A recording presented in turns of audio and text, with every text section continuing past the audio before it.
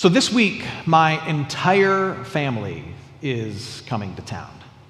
It's my daughter's graduation from high school, and so my entire 23andMe profile is jumping on a plane and heading down from Michigan and from Louisville, Kentucky, and from Chicagoland. They're all descending upon my house in Houston, Texas, and it's going to be great.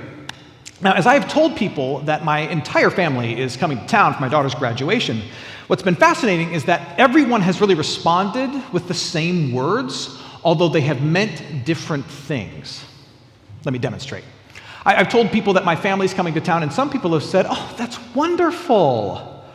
That's so great for you." And then other people have said, "Wonderful.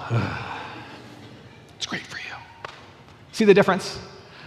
There are some for whom the idea of spending time with family, when you're an adult and all the extended family and the immediate family and your parents come to town, that is an idea that is joyful. It's a get to, not a have to. And then there are some for whom that idea of spending time with family, it feels like work. It's complicated, there's stuff going on, and it just feels difficult. The reason I bring all of that up is because today we are closing out a teaching series that we've been in called Brand New Me and You, where we've been talking about how the life, death, and resurrection of Jesus Christ invites us into a new way of living and moving inside of our most important relationships. And today we're going to talk about our relationship with our parents, in particular for adult children trying to love and serve their mom and their dad. Now, on one hand, this message could be really, really short. That's not in the cards for y'all today, but it could be. Because the Bible is very clear and really honestly very simple when it comes to what God's expectation is for how parents will deal with their children and how children in particular will deal with their parents. I mean, Moses talks about it, the Ten Commandments outline it, Jesus references it, Paul discusses it. In fact, if you're here and you're considering yourself a nominal Christian, or maybe you're on the fringes of Christianity, I bet that even you, I would bet all the change in the cup holder of my car, that even you understand what the expectation is from children to parents in the Bible. Odds are you can fill in this blank. We should what? Your father and mother. You tell me, what does it say? Honor. That's right. Honor your father and your mother. Now, Paul even goes a little further and explains a bit of what that means. And he tells us that there are two reasons that we should honor our father and our mother. We should honor our father and our mother because there's a command and because there is a promise. Listen again to what he says in Ephesians chapter 6, verse 3. He says, "Honor your father and mother. This is the first commandment with a promise, that you may live long in the land." So two reasons we should seek to honor mom and dad. Number one, God says so. There's a command. Number two, there is a promise attached to that command. The scriptures tell us that if you seek to live this out, if you try to find and learn what it means to honor mother and father, life in general will go a little better for you. In other words, it's good for you to do this. Honor your mother and your father. Now, with that said, chances are that you're listening to this and you still have some questions. It might seem like it's a really obvious question. Maybe you feel silly asking it, but trust me, you are not alone, and this is a safe space where we can ask our silly, seemingly obvious questions. And the silly, seemingly obvious question is this: how do you actually honor your mother and your father? I mean, we've all heard that, but what does that actually mean? Especially once you're an adult child with older parents. What does that look like? I mean, is it as simple as laughing at your dad's mildly inappropriate dad jokes and just humoring him? Which, by the way, I have one, dads, for you to put in your back pocket for later. Try this at dinner tonight, okay? Why can't you hear the pterodactyl go into the bathroom? Think about how they spell pterodactyl. Yeah, how do you spell pterodactyl? Yeah, the P is silent. That's how you spell pterodactyl. Not a good, no? We're having fun here, folks. That's for you, dads. What does it look like to honor your mother and your father? Is it simply ignoring your mom's comments about how you raise your children because they always seem at least mildly passive-aggressive and condemnatory? Or is it about ignoring and overlooking the mistakes that your parents made in the past, or the unhealthy behavior they're demonstrating in the present just for the sake of keeping the peace and keeping things calm? What does it look like? Well, I would offer this, that in the context of the scriptures, what it means to honor your mother and father is to recognize their position and appreciate their God-given role. It's about recognizing their position in your life and appreciating, demonstrating an appreciation for their God-given role in your life. What's interesting to me is that the Hebrew word that's used for honor in the Old Testament, the Hebrew word is chavod. It's a fun one to say, chavod. And the Hebrew language works in such a way that it's a very concise language. There's not a ton of words in that language, so each word carries a lot of different meanings based on the context. And so that word, chavod, which is often translated honor, can also be translated as weight or heavy. And sometimes it's translated as glory, which I think helps us understand what is meant when God says, chavod, honor your father and your mother. When you honor someone, you are recognizing the weight, the significance of this person in relation to you. Honoring your mother and father is about recognizing the weight and significance of what it means to be and to have a parent. And I think at different stages of life, living that out looks differently. For example, when you are young, to honor your parents is really, honestly, it's about obedience. It's about recognizing their authority over your life and doing what they say. You know, when you're young, when mom says it's time to go to bed, it's time to what? You go to bed, right? When mom says you can't go play at Jimmy's house, what do? You go ask dad if you can play at Jimmy's house. That's how this works. Now, what's interesting to me is that Paul adds a little caveat when he says that children should obey their parents. He says you should obey your parents in the Lord. What does that mean? Well, that itself works on two levels. Number one, Paul is encouraging us to see obedience to parental authority as an expression of our trust in God. Because you belong to God and you believe that God has placed these people in and over your life, be obedient to them, respectful to them out of reverence, not just for them, but for Him. But it also puts a bit of a boundary around the obedience. Obey your parents in the Lord. The implication is that your parents are not allowed to ask you to do just anything. If your parents ask you to do something that goes against the heart and the law and the will of God, you are encouraged, if not expected, to put a boundary up that says, Mom and Dad, because I love you so much and because I respect your role and God's authority over my life, I can't actually do this thing that you've asked me to do because it goes against what it means to actually be a good parent and what it means to be faithful to my God. But all that said, at some stages of life, honor is obedience. And then later in life, honoring your parents looks like inviting their influence. When you're a young adult and you're building your life, honor often looks like inviting the voice of wisdom from mom, from dad, from grandma and grandpa into your life as you make these big decisions. Most young adults eventually come to an understanding that their parents know a thing or two about a thing or two. You reach 23 or 24 and you're starting to do life on your own and you realize, my mom and dad have actually been doing this already for a long time. Maybe I should seek them out. And once you have that epiphany, that realization that your mom and dad are not the bumbling fools that you always had assumed they were, the way in which you honor them is you invite their influence into your life. Now, you don't have to necessarily obey them. You don't have to take their advice. Sometimes mom and dads give terrible advice.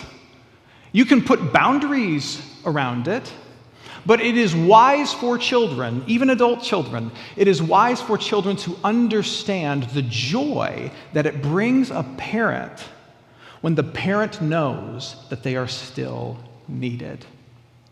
And so part of honoring a parent is inviting their influence.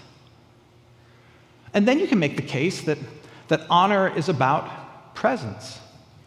In particular, as you get a little older in life and you're maybe more successful and established, maybe you got a couple of kids running around, honoring your parents looks like inviting your parents to be present in the everyday realities of life, of allowing them to have a seat of honor to watch you and at certain times participate in you enjoying your life and leading and loving your children.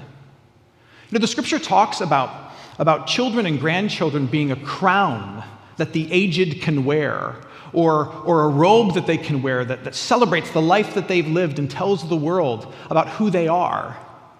There is something hardwired in us that when we have children and grandchildren, what we want to do is to see ourselves in them. And then as we watch them live the life that we've helped them build, we want to celebrate them, and we receive a ton of joy from just being able to watch and listen and kind of be a fly on the wall. If you have kids, do you remember how when you had children, it changed your understanding of Christmas and birthdays? In particular, Christmas. You went from caring about all the gifts that you got to now living vicariously through your kids. You don't care anymore about the presents that you get. It's all about what they get to open and seeing the joy and the smiles on their faces. I don't know about you, but for me, that's very much the case. Now, still get me stuff. But my greatest joy comes from watching my kids enjoy the stuff that I've gotten for them. It's the best feeling in the world. In the same way, parents, as they age, they want to experience Christmas morning with their kids over and over again. Not in that they want to necessarily give them gifts and watch them open them, but being able to have a seat of honor and to be present in their life and to watch their grown children enjoy the life that they, as an older parent, have helped them to establish in some way, shape, or form. That is the gift. So part of how we honor our parents is by inviting them to be present. Now there's one more. And I would argue to you that this one is a way in which we honor our parents at all times, not just in particular seasons. And that this means of honoring our parents is perhaps the most important and likely the most difficult. The last one is this. You honor a parent by showing them mercy. You could say grace, compassion, understanding. To honor a parent is to show mercy to them. Now let me illustrate this. Romans chapter 5. Paul is talking to the young Christian church, and he's trying to help them understand God's love for us in Jesus Christ, and he's trying to help them grasp the beauty of the gospel, the beauty of the good news that sits at the center of our faith. And listen to what he says. Paul says this in Romans chapter 5, verses 6 and 8. Paul says, "For while we were still weak, at the right time Christ died for the ungodly. But God shows his love for us in that while we were still sinners, Christ died for us."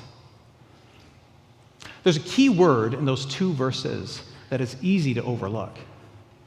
But this word is kind of the hub of the wheel that holds all the spokes together.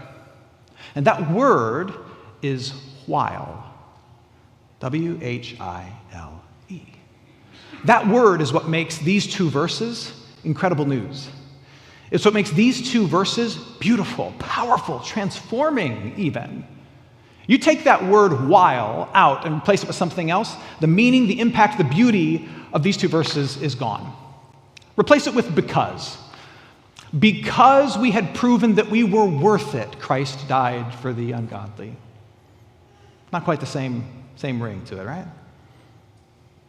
If we had demonstrated that we really, really wanted him to, Christ would die for the ungodly. When we demonstrated that we would comprehend it and celebrate it and show that we deserved it, then Christ died for the ungodly. No. You see, you take that word, you change it with anything else, and all of a sudden it becomes conditional. No, the beauty, the power comes from that word, while we were still sinners, while we were still broken, while we were still making a mess of our existence, while we were still a hot mess of humanity, while that was all still going on, Jesus Christ came and he lived and he died and he rose for you. While is what makes it mercy. Now hold on to that idea, okay? I know that our relationships with our parents, especially as we become adults, our relationships with our parents are complicated, to say the least rather. They are riddled with nuance, and there's a million stories that make our relationship with our parents what it is. Even if it's really good, there's always a whole lot of stuff there. And because of that, it can be really difficult for us to do the work of honoring our parents when we are adult children. I would summarize it like this. I think there are at least three things that get in the way of us doing the work of what it means to honor our parents as we grow. And the first one is this. We have a punitive approach to our relationship with our parents. The first word is a harsh one, but I think it's true. It's punishment. Maybe we had a really difficult childhood. Maybe our parents are really unhealthy and kind of dysfunctional. Maybe they're doing some stuff right now that you don't agree with. And what you end up doing is, some of us can fall into this mindset where we'll say, well, I don't want to reward them with my obedience. I don't want to reward them with influence. I don't want to award them with a presence in my life. And so I just won't. I'm going to keep them at a distance. I'm going to punish them. Or sometimes because things have been bad or backward or difficult, we have an attitude of protection over and against our parents. And I don't want to minimize that some of our relationships are really unhealthy or toxic, but when you have an attitude of protection against your parents, what you'll do is you'll say, look, they're not healthy enough for me to have a full and robust relationship with them, and so I have to keep them at arm's length in order for me to stay safe and secure. And sometimes that has to happen. I get it. And then other times it'll just be about our own growth.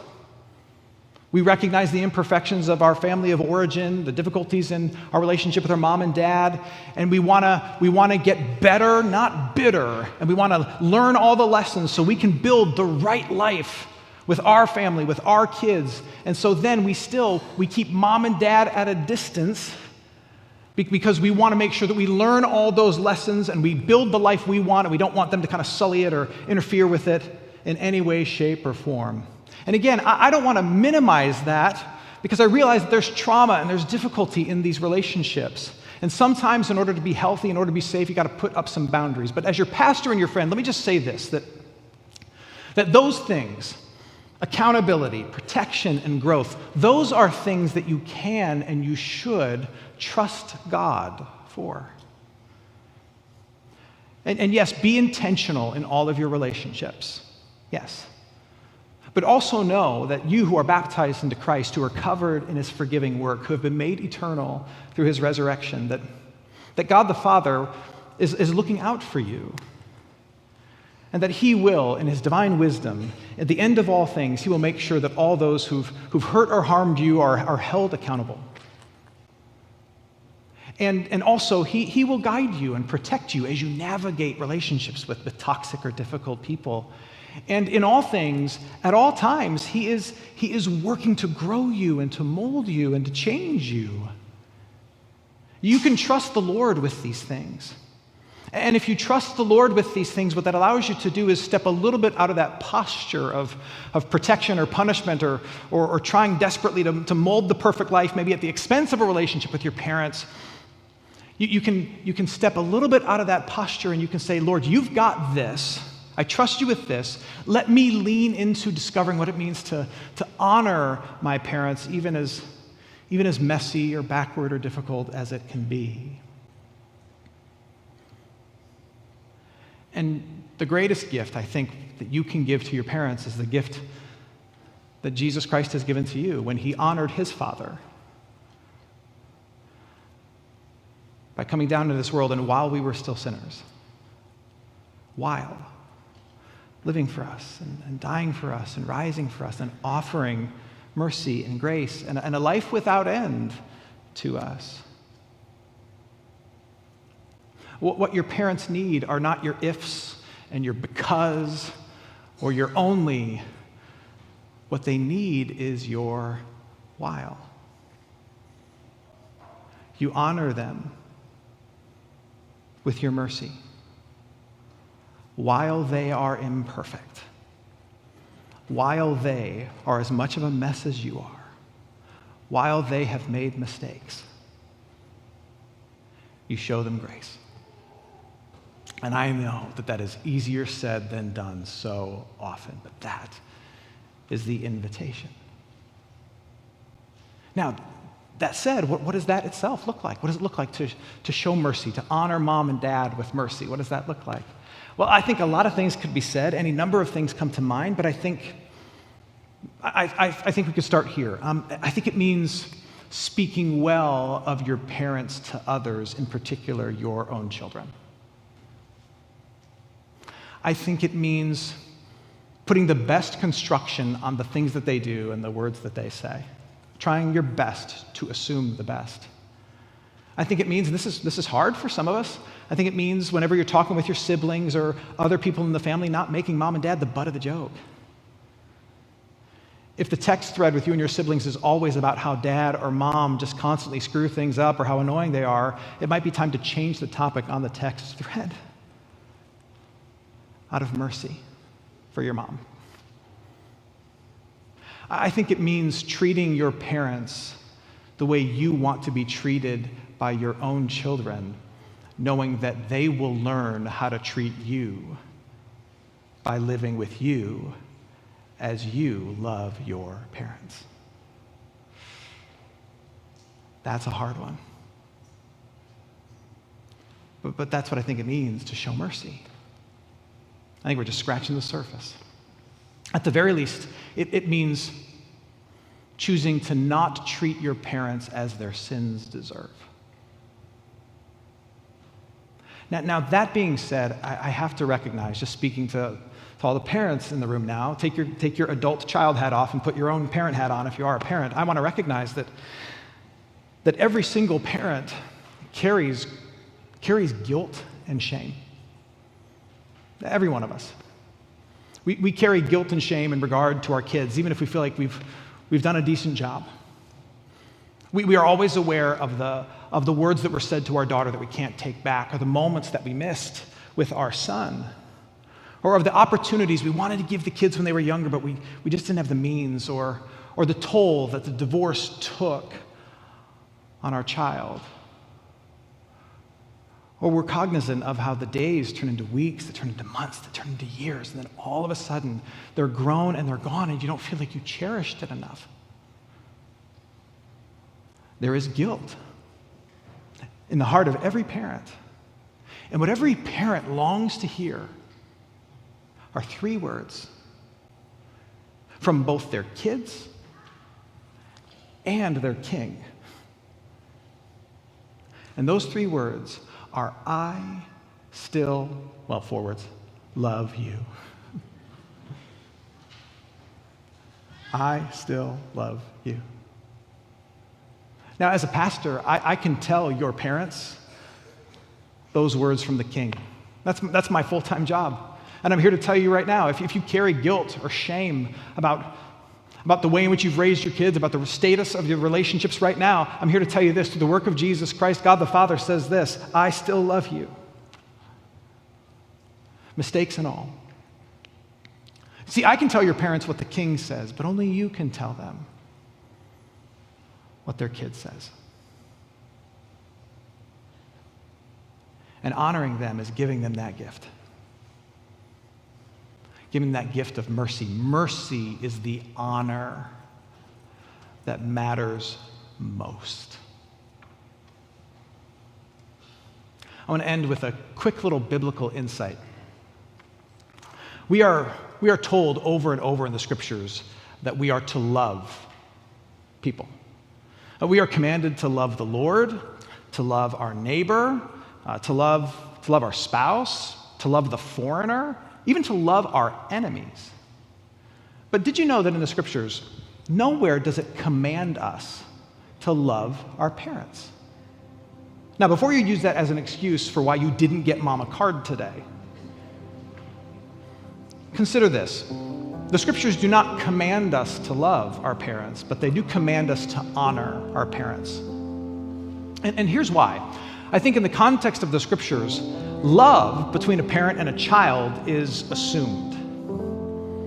It's a given. Even if that relationship is complicated, even if it's a bit estranged, even if it's wrapped around all these other difficult emotions, there's something about the love of a child to a parent, of a parent to a child. Love is kind of assumed. It's a given. But honor is a gift. Love is a given. Honor is a gift that you choose to give. And so that's why it's commanded from child to parent. Choose to give the gift of honor. And that's my ask of myself and of you today. May we, in all seasons, in the appropriate ways, may we seek to honor the parental authorities above us and around us. In due season, may we obey. In the right time, may we welcome their influence. May we insist upon their presence. But at all times, may we give the honor that matters most. At all times, may we offer to them what God the Father in Jesus Christ has given to us. May we offer them mercy, compassion, understanding. May we see their humanity too and give them grace. And when it's tough to honor them like that, when instead you'd rather say, well, because, or if, or when, just know that if you choose to show the honor that matters most, if you choose to show mercy, it will be worth the while.